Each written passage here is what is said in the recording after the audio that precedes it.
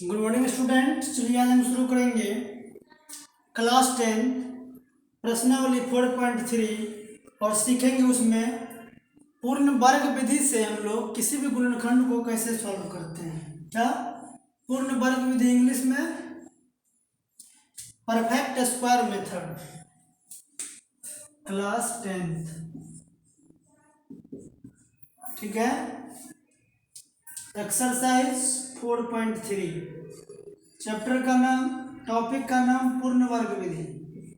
पूर्ण वर्ग विधि इंग्लिश में perfect square method.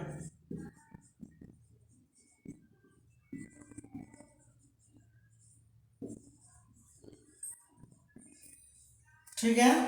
Exercise 4.3 question number, आज आप लोग को पूर्ण वर्ग विधि सिखाना है, इसलिए अगर आप लोग को एक क्वेश्चन बताएंगे, अगर उसको अच्छे तरीका से आप लोग समझ जाइएगा तो आप लोग को दूसरा क्वेश्चन भी बन जाएगा। तो चलिए देखते हैं, पहला क्वेश्चन लेते हैं। सबसे पहले देखिए, पूर्ण वर्ग विधि में आप लोगों को जो बात हम बोलेंगे उसको लिखते जाइएगा। तो सबसे पहले गुणनखंड का स्टैंडर्ड फॉर्म क्या होता है? A x square plus b x plus c equal to 0। ये हो गया आपका स्टैंडर्ड फॉर्म। अब ये हम क्यों बता रहे हैं, इस बात को आप समझिए, क्योंकि इसी फॉर्म में हमको क्वेश्चन मिलेगा और उसको क्या करना है, पूर्ण वर्ग विधि से सॉल्व करना है। ठीक है, पूर्ण वर्ग विधि से सॉल्व करना है। और एक चीज और समझिए, जो 10th क्लास में दिया होगा, d इक्वल टू 0 या d का मान 0 से बड़ा होगा तो हम क्या कहेंगे कि मूलों का अस्तित्व होगा। क्या कहेंगे? मूलों का अस्तित्व होगा। कितना कंडीशन में? जब d इक्वल टू 0 और d का मान 0 से बड़ा होगा तो मूलों का अस्तित्व होगा। अब ये मूल क्या होता है, इस बात को समझिए। वैसे हम बेसिक क्लास में आप लोग को बता दिए थे कि अल्फा बीटा को मूल कहते हैं। किसी प्रश्न में जो चर राशि का प्रयोग किया गया उसी चर राशि के मान को हम लोग क्या कहते हैं? मूल कहते हैं। कोई दिक्कत नहीं होना चाहिए। आगे देखिए, इस फॉर्म में आपको क्वेश्चन देगा और आपको सबसे पहला काम क्या करना है पूर्ण वर्ग विधि से बनाते समय, कि एक्स स्क्वायर का जो गुणांक होगा, क्या बोल रहे हैं, एक्स स्क्वायर का जो गुणांक होगा, मतलब जिससे गुणा किया रहेगा वो नंबर किसी न किसी नंबर का स्क्वायर होना चाहिए। किसी न किसी नंबर का स्क्वायर होना चाहिए। अगर स्क्वायर नहीं होगा तो उसको आपको स्क्वायर बना देना है, चाहे आप मल्टीप्लाई कीजिए चाहे डिवाइड कीजिए, इसको स्क्वायर बना देना। पहला पॉइंट यही है। तो चलिए हम आप लोग को एक क्वेश्चन लेकर बताते हैं। 4.3 का 1 का 1 नंबर क्वेश्चन, 1 का 1 नंबर। ठीक है, देखिए 1 का 1 नंबर क्या दिया है, प्रश्नावली 4.3 में 1 का 1 नंबर क्वेश्चन दिया है, 2x square minus 7x plus 3 equal to 0। 2x square minus 7x plus 3 equal to 0। इसको आपको क्या करना है, पूर्ण वर्ग विधि से बनाना है। इस क्वेश्चन को पूर्ण वर्ग विधि से बनाना है। वैसे आपके क्वेश्चन में कुछ और कहा है, क्या कहा है कि निम्नलिखित द्विघात समीकरणों के मूलों को अस्तित्व हो तो इन्हें पूर्ण वर्ग विधि द्वारा ज्ञात कीजिए। यानी आपको ये द्विघात समीकरण दिया है, द्विघात समीकरण दिया है और इसका अस्तित्व होगा तभी आपको पूर्ण वर्ग विधि से इसको बनाना है। अगर इसका अस्तित्व नहीं होगा तो इसको पूर्ण वर्ग विधि से नहीं बनाना है। तो अस्तित्व होने के लिए हम आपको ये दो कंडीशन दिए हैं। अच्छा, ये d जो है, d का फॉर्मूला होता है d equal to b square minus 4ac, b square minus 4ac। कोई डाउट? अब देखिए ये b और a और c क्या होता है, तो यहाँ देखिए x में जिससे गुना किया रहेगा वो b का मान, और एक्स स्क्वायर में जिससे गुना किया रहेगा वो a का मान, और जिसमें कोई भी वेरिएबल नहीं लगा होगा वो होगा c का मान। मतलब आप इसको सॉल्व करिएगा। अगर d का मान 0 आ रहा है तो अस्तित्व है, अगर d का मान 0 से बड़ा आ रहा है मतलब प्लस में कुछ भी आ रहा है तो अस्तित्व है। तो हम इस क्वेश्चन को पूर्ण वर्ग विधि से बनाएंगे। अगर अस्तित्व ही नहीं होगा तो इसको पूर्ण वर्ग विधि से नहीं बनाना है। तो आज के क्लास में हमको ये अस्तित्व का टॉपिक नहीं लेना है, लेकिन फिर भी हम आप लोगों को बता दिए कि आपके क्वेश्चन कुछ और का है, लेकिन हमको आज सीखना क्या है कि पूर्ण वर्ग विधि से हम लोग किसी भी द्विघात समीकरण को कैसे सॉल्व करते हैं। तो पहला पॉइंट आपको क्या बताया है कि एक्स स्क्वायर का गुणांक किसी ना किसी संख्या का वर्ग होना चाहिए। तो यहाँ देखिए एक्स स्क्वायर में 2 से गुना किया है और 2 किसी भी नंबर का वर्ग नहीं है, 2 किसी भी नंबर का वर्ग नहीं है। तो हमको क्या करना है, इसको वर्ग बनाना है। तो वर्ग कैसे बनाएंगे, वर्ग बनाने का 2 ही कंडीशन है, वर्ग बनाने के लिए 2 ही कंडीशन है।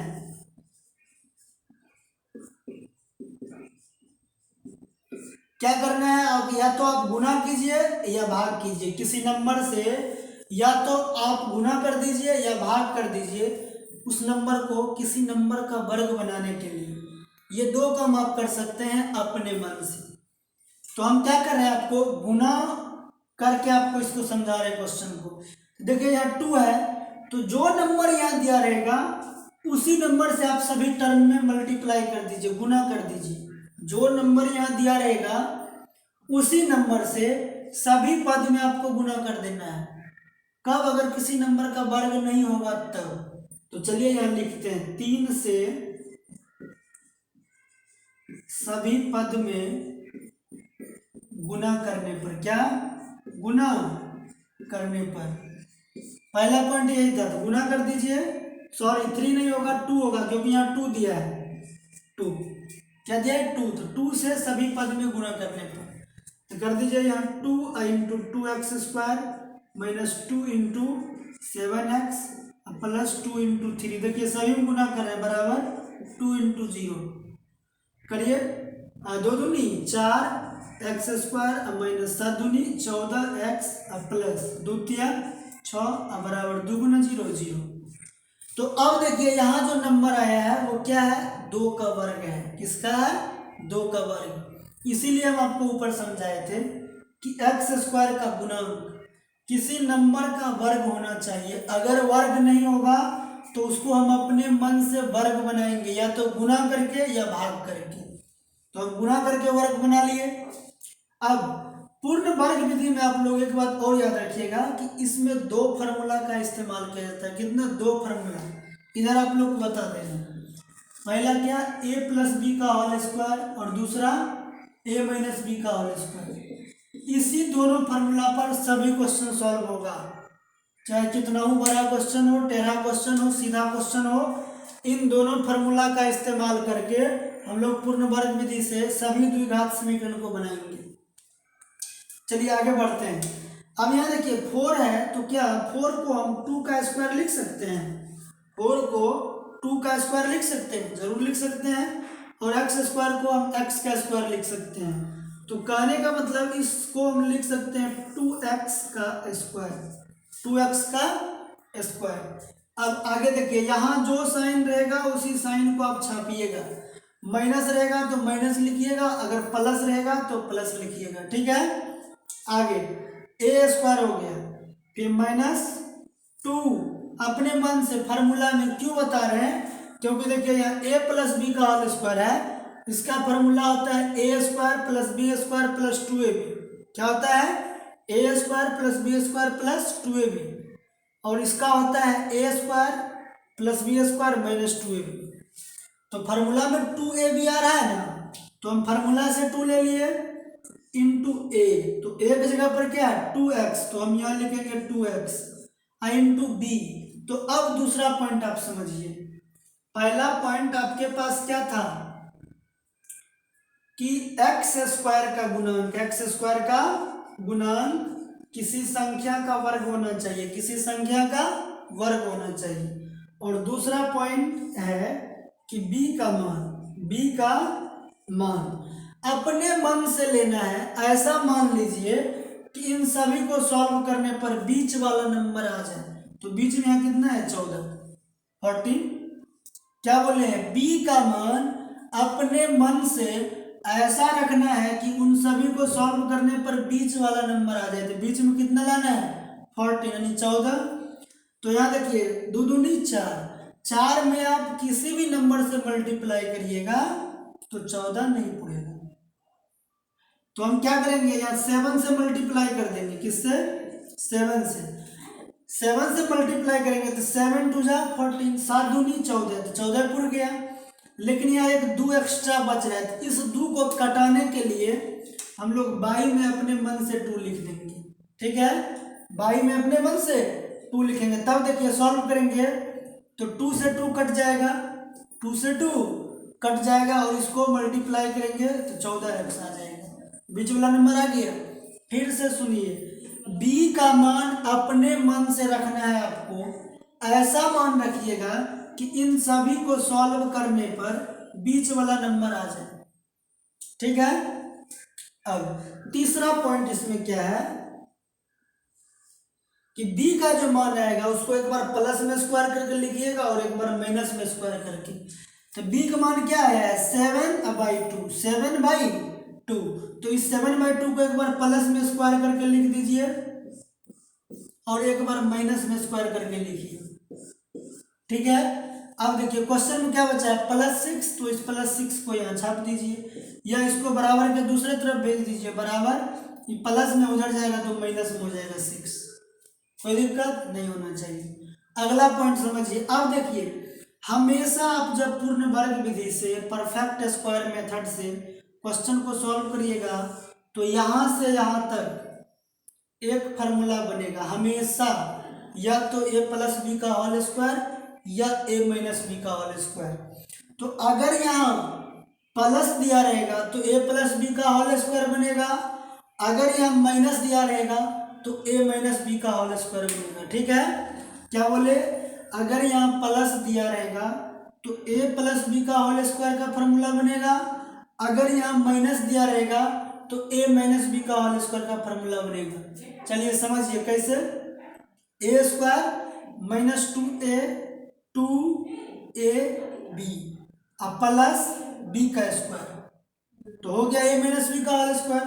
तो इसको हम फार्मूला पर बना देंगे a, तो a के जगह पर क्या है 2x।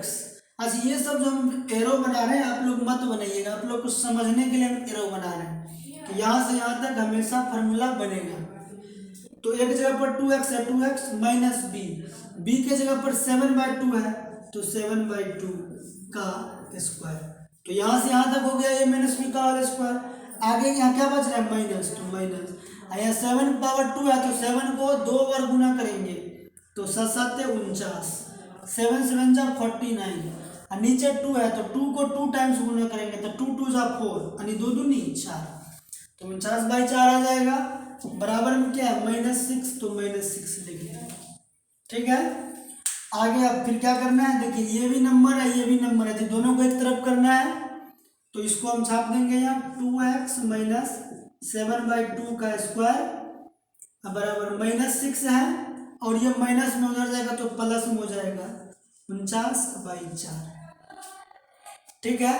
आगे देखिए, फिर यहाँ 2x - 7/2 का स्क्वायर बराबर, यहाँ नहीं कुछ तो बाई में 1 है, तो आप क्या करिएगा इसका एलसीएम लीजिएगा, इसका एलसीएम लेंगे तो एलसीएम कितना हो जाएगा 1 4 का 4 हो जाएगा, 1 4 का 4 हो जाएगा।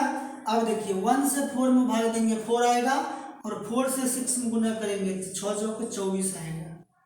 ठीक है, यहाँ प्लस है तो प्लस, 4 से 4 में भाग देंगे 1 आएगा, और 1 से यहाँ 49 में गुना करेंगे तो 49 आएगा। ठीक है, यहाँ तक समझ में आ गया। आगे यहाँ से देखिए, यहाँ से आप लोग ऊपर जाके देखिए। चलिए क्या है, देखिए 2x - 7/2 का स्क्वायर, और यहाँ घटाएंगे तो कितना जाएगा 25/4, 25/4, 25/4। देखिए ये माइनस में और ये प्लस में दोनों को घटाएंगे क्योंकि साइन अलग हो गया। तो यहाँ देखिए 9 में से 4 घटेगा तो 5 होगा, और यहाँ 4 में से 2 घटेगा तो 2 होगा, और नीचे 4 है तो 4 लिख दिए। ठीक है।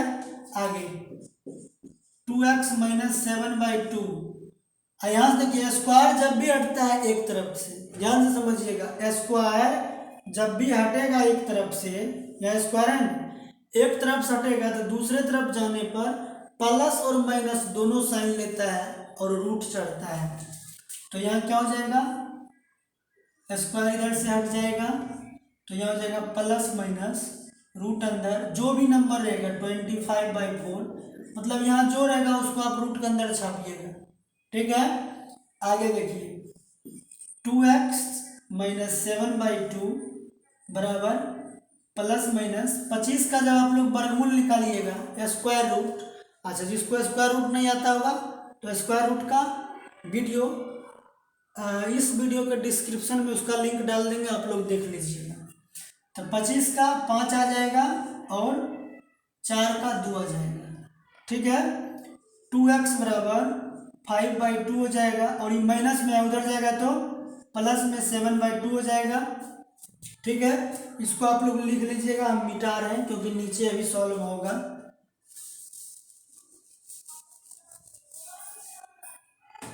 देखिए इसको आप लोग लिख लीजिएगा वीडियो को रोक कर, फिर उसके बाद इसको लिखिएगा 2x = अच्छा यहाँ क्या हो जाएगा, प्लस माइनस में जाते हैं, प्लस माइनस रहेगा, फिर इसका एलसीएम लेंगे तो 2 हो जाएगा और यहाँ जाएगा प्लस माइनस 5 और प्लस 7। फिर यहाँ देखिए 2x = अब यहाँ से देखिए 5 जो है वो एक बार प्लस में भी है और एक बार माइनस में भी है, तब दोनों साइन को आप बारी बारी से लेना है। तो यहाँ एक बार हम प्लस में 5 ले रहे हैं और प्लस 7/2, तो यहाँ 2x = क्या हो जाएगा 12 यानी 12/2, 2 से काटेंगे 2 छक 12, x का मान हमको निकालना है तो यहाँ 2 से गुना है तो दूसरे तरफ 2 से भाग हो जाएगा, तो x = 6/2 हो जाएगा। तो द्वितीय 6, 2 3 = 6, तो x = 3 आ जाएगा।